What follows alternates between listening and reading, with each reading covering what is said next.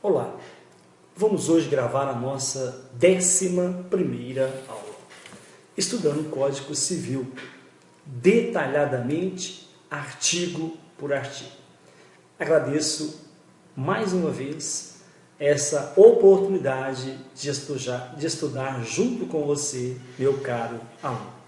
Você pode acessar a minha página www.hernandoadvogado.blogspot.com.br e querendo, para que você possa acompanhar todas as publicações do professor, você pode adicioná-lo no Face, Hernando Fernandes da Silva. O professor vai confirmar, vai aceitar o convite e você poderá acompanhar todas as videoaulas gravadas pelo professor. Um grande abraço e que Deus abençoe o nosso trabalho. Nós vamos começar estudando sobre ausência. Na última aula nós falamos do artigo 21. Ausência, hoje nós iniciamos pelo artigo 22. Meus caros, eu quero lembrá-los de que os direitos da personalidade são direitos subjetivos da pessoa. São direitos subjetivos da pessoa de defender o que lhe é próprio. De defender o que lhe é próprio. Ou seja, a sua integridade física, vida, corpo, intelectual e moral. Os direitos da personalidade que nós falamos tanto e vamos falar muito ainda são o que? Inalienáveis, irrenunciáveis, imprescritíveis, absolutos, impenhoráveis e vitalício.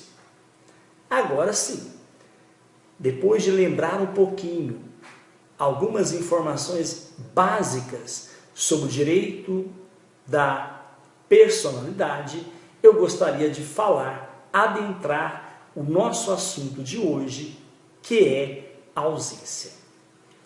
Afinal de contas, o que é ausência? Como que é tratado a ausência, o ausente, no Código Civil? Primeiro, é importante que vocês saibam que ausente é a pessoa que desaparece de seu domicílio. Ausente é a pessoa que desaparece do seu domicílio sem dar notícia de seu paradeiro, sem deixar um representante ou procurador para administrar-lhe os bens. O ausente, meus caros, o ausente, ele não deixa ninguém para representá-lo. É desconhecido o paradeiro da pessoa ausente. O artigo 22, que é bastante longo e trata da curadoria provisória, diz que qualquer interessado, em caso de desaparecimento de pessoa, pode aí buscar a curadoria provisória. Vamos ler, observar e estudar o artigo 22. Desaparecendo uma pessoa do seu domicílio, sem dela haver notícia, se não houver, preste bem atenção, se não houver deixado representante ou procurador a quem caiba administrar-lhe o bem ou os bens, o juiz, a requerimento de qualquer interessado. a requerimento de qualquer interessado, ou do Ministério Público, o juiz declarará a ausência e nomear-lhe-á curador. Então, nós estamos falando da curadoria provisória.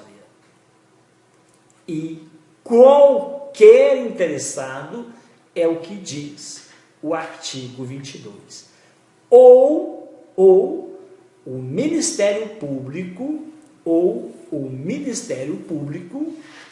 tem legitimidade para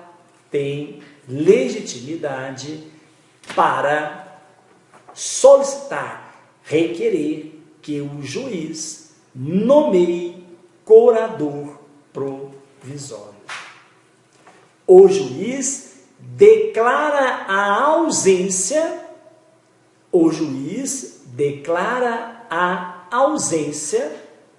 e aí o curador passa a gerir, a administrar o patrimônio do ausente. O Instituto da Ausência, que nós estamos estudando, é voltado para tratar da situação de quem desaparece de seu domicílio, de modo que não se tenha mais notícia desta pessoa. E que, em virtude deste desaparecimento, o desaparecido tenha deixado bens, patrimônio sem administração. Vocês estão vendo que o Código Civil protege o patrimônio do ausente, pois quer esteja ele vivo, quer esteja ele morto, é importante considerar o interesse social e preservar os bens, impedindo que tais ou tal bem deteriorem ou pereçam. É por isso que qualquer interessado ou o representante do Ministério Público pode requerer ao juiz a nomeação do curador provisório. É o Instituto da Curadoria Provisória. O artigo 23, ele vai nos descrever o seguinte: também se declarará a ausência se nomeará curador quando o ausente deixar mandatário que não queira ou não possa exercer ou continuar o mandato, ou se os seus poderes forem insuficientes. Então, além do caso do artigo 22, do ausente que não deixou representante ou mandatário, o artigo 23 já traz um novo ponto da ausência, que também o juiz poderá nomear curador provisório. Diz o artigo 23 que, quando ausente, mesmo tendo deixado mandatário, mas esse mandatário não conseguir manter o mandato por condições, por situações diversas, para o ausente será nomeado curador provisório. Colegas, eis a pergunta, qual é a finalidade da ausência? A ausência tem por finalidade a proteção do patrimônio da pessoa que se ausenta de seu domicílio. O artigo 23 diz que o juiz nomeará curador quando mandatário não quiser, não puder, ou os poderes forem insuficientes para gerirem os patrimônios, os bens ou o bem do ausente. Lembrando a você que a ausência é o estado da pessoa que desapareceu do seu domicílio sem deixar notícias do seu paradeiro e sem representante que administre o seu bem ou os seus bens.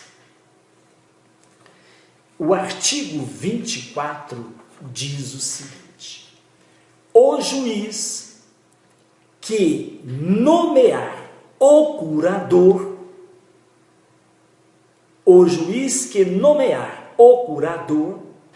fixar-lhe-á os poderes e obrigações, conforme as circunstâncias, observando no que for aplicável o disposto a respeito dos tutores e curadores. O Código Civil vai nos falar da nomeação, os quesitos e obrigações da nomeação a partir do artigo 1728 a 1783. Meus caros, o artigo 25 diz o seguinte: o cônjuge do ausente,